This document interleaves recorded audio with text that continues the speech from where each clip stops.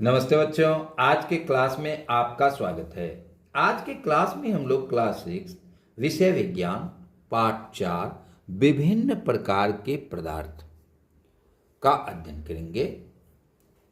इस पाठ में हम लोग वर्गीकरण, पदार्थों के गुण, उत्प्लावकता के बारे में अध्ययन करेंगे। बच्चों, आप लोगों ने किराना की दुकानों में गए होंगे तो देखे होंगे विभिन्न वस्तुओं को सजा के रखा जाता है, यानी कि एक तरह के वस्तु जो होते हैं उसको एक खाना में रखा जाता है। उसी प्रकार दूसरे वस्तु को जो एक तरह का है उसको एक खाना में रखा जाता है।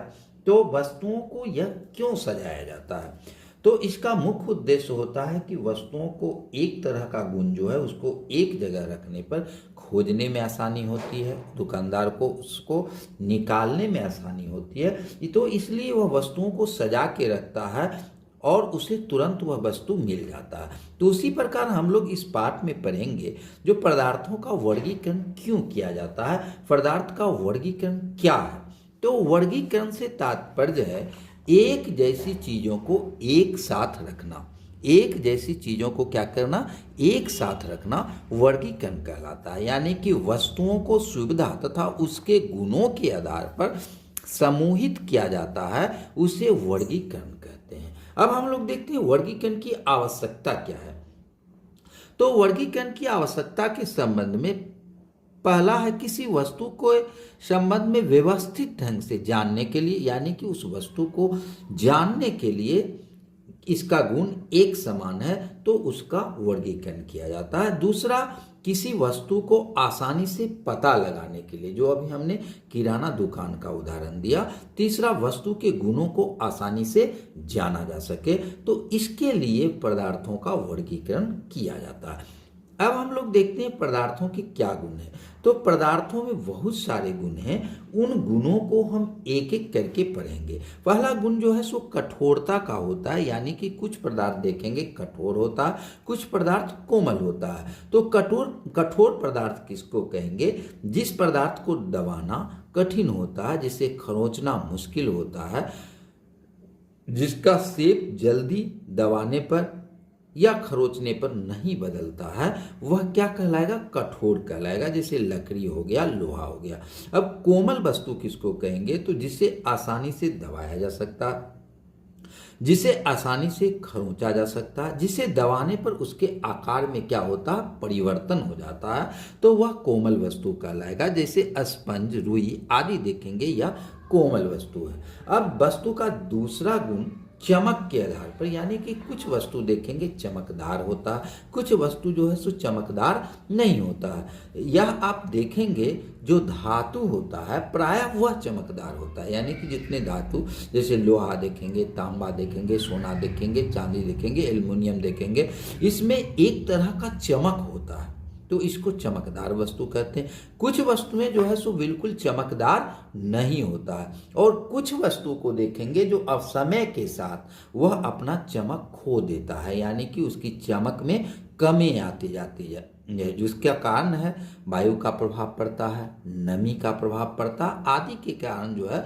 उसका चमक धीरे धीरे जो है सो क्या होता है? कमते जाता है। जैसे सोना पर भी देखेंगे तो सोना भी जो है सो क्या होता है? अपना चमक जो है सो उस पर कुछ जम जाने के कारण क्या होता है?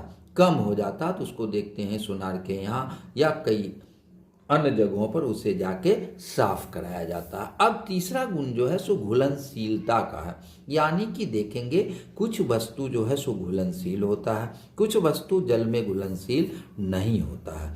तो इसके घुलनशीलता को हम लोग दो भाग में बांटते हैं, विलय और अविलय।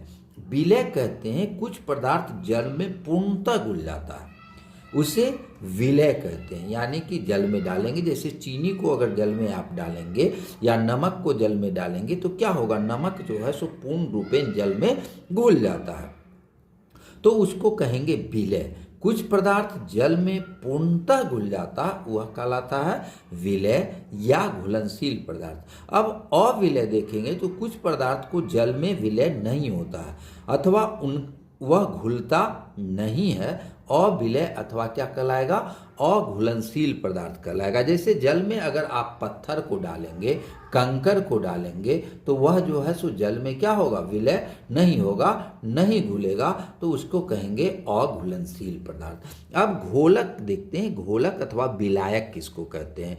तो पदार्थ को घोलने की क्षमता, जल अपने में कई पदार्थ को घोल लेती है, तो जल को कहेंगे घोलक अथवा विलायक। यानी कि जो पदार्थ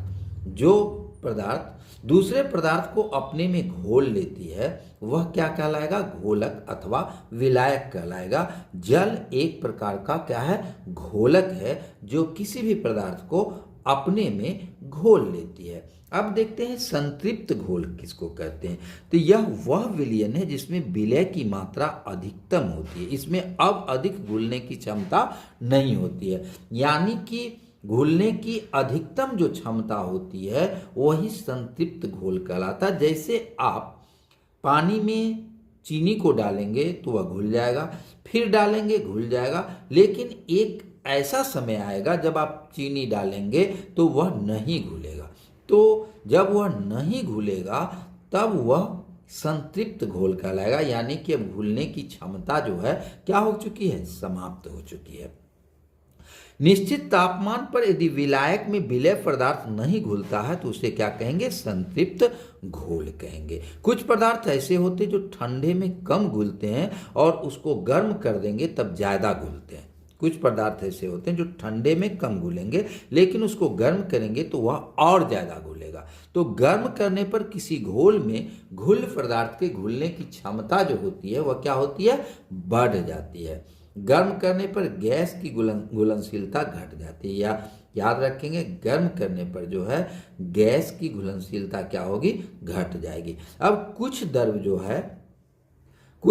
जल में पूर्णतः मिश्रित हो जाता है, और कुछ द्रव जो है सो जल में पूर्णतः मिश्रित नहीं होता है। जैसे अगर आप लोग देखेंगे सरसों का तेल जल में पूरी तरह मिलेगा, नहीं मिलेगा। सरसों का तेल डालेंगे तो वह पानी पर देखेंगे तैरता हुआ नजर आएगा। नारियल तेल, किरोसिन तेल आदि जो है सो जल में पूरी तरह मिश्रित नहीं होगा, पूर्ण रूप से नहीं घुलेगा। लेकिन कुछ द्रव जो है सो जल में पूर्णतः घुलनशील हो जाता है। जैसे नींबू का रस लेंगे, दूध लेंगे, ये सब जो है सो जल में क्या होगा, ये सब जल में पूर्ण रूप से घुल जाएगा। और गर्म जल में ऑक्सीजन की घुलनशीलता घट जाती है, यानी कि ठंडा जल में ऑक्सीजन ज्यादा घुलेगा और गर्म जल में ऑक्सीजन कम घुलेगा। अब हम लोग पारदर्शिता के बारे में जानते हैं। पारदर्शिता क्या है, यानी कि पारदर्शिता के आधार पर वस्तु को हम लोग तीन भाग में बांट रहे हैं, पारदर्शी पदार्थ, अपारदर्शी पदार्थ और पारभासी। पारदर्शी जिन पदार्थों में से प्रकाश आर पार गुजर जाए उन्हें पारदर्शी पदार्थ कहते हैं। यानी कि जिनसे होकर वस्तुओं को देखा जा सकता है उन्हें कहते हैं पारदर्शी। जैसे वायु, साफ पानी, कांच आदि में देखेंगे तो स्पष्ट दिखेगा। और अपारदर्शी में होता है जिस पदार्थ में से प्रकाश न गुजर सके उसे अपारदर्शी पदार्थ कहते हैं। इन वस्तुओं से दूसरी और नहीं देखा जा सकता, जैसे कुर्सी, दीवार, डेस्क आदि। और पारभासी में क्या होता है, इसमें धुंधला दिखाई देता है, यानी कि दिखेगा लेकिन स्पष्ट रूप से दिखाई नहीं देगा। तो जिस पदार्थ से स्पष्ट या धुंधली दिखाई देती है ऐसे पदार्थ क्या कहलाते हैं, पारभासी पदार्थ कहलाते हैं। जैसे तेल लगा कागज, धुंधला कांच, सफेद पॉलीथीन आदि। तो पारदर्शी में पूर्णतः दिखेगा, अपारदर्शी में पूर्ण रूप नहीं दिखेगा, और पारभासी में जो है सो धुंधला दिखाई देगा।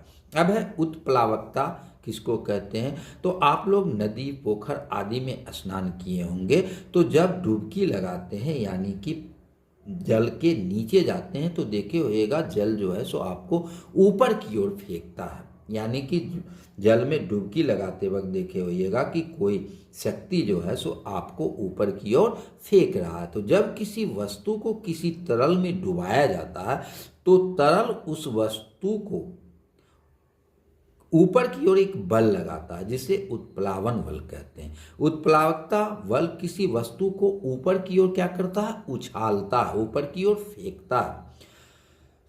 अब हम लोग देखते हैं कुछ वस्तुएं जो है सो जल में तैरने वाली होती है, यानी कि जल में उसको रखेंगे तो वह तैरेगा। जैसे कागज का नाव, सूखी पत्तियां, लकड़ी का टुकड़ा, पंख, गुब्बारा आदि जो है सो वह पानी की सतह पर तैरेगा। और कुछ वस्तुएं जो है सो जल में डूब जाती है, जैसे कंकर, लोहे की कील, कंचा पत्थर आदि जो है सो डूब जाती है।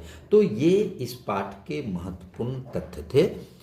अगले वीडियो में हम लोग इसी पाठ के यानी कि अध्याय 4 के विभिन्न प्रकार के पदार्थ के प्रश्न उत्तर का अध्ययन करेंगे। आप लोग चैनल को सब्सक्राइब जरूर करें, साथ ही वीडियो को अपने दोस्तों में ज़्यादा से ज़्यादा शेयर करें। धन्यवाद।